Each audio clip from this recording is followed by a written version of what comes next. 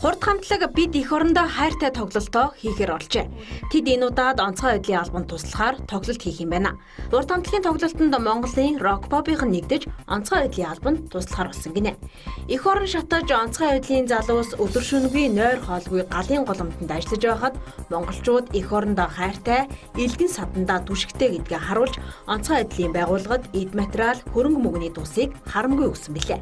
За тэгвэл энэ давалгаанд хурд хамтлаг Монголын рок попын гүрэлж тэд тоглолтын улсын орлогоо онцгой байдлын байгууллагад техник тоног төхөөрөмж авахт нь зориулахар болжээ.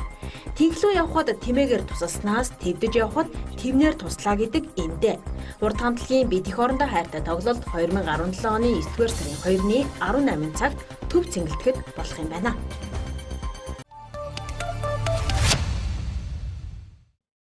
Улсын хурлын дэд дарга улсын хурлын гишүүн Хатуу Самар хожид нямдорж Фэйсбүүкт нэгджээ. Тэрээр өөрийн албан ёсны хаягаа нээсэн байна.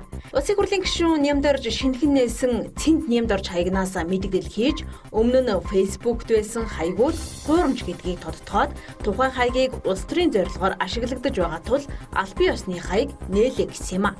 Энэ хаягн дээр гарсан мэдээллийг миний байр суурь гэж ойлгож байхыг хүсэж байна.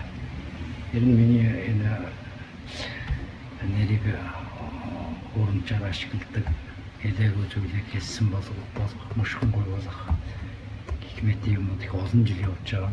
Улсын хурлын гишүүн нямдорж саяхан Фэйсбүүк хаягаа нээсэн ч түүний хаягны хандлт эрчтэй өсөж байна. Тэрээр хэдхэн өдрийн дотор 8000 гаруй лайк авч чадсан байна. За энэ байдлаас харах юм бол улсын хурлын гишүүн нямдорж сошиал орчинд байлдан дагуулах бололтой.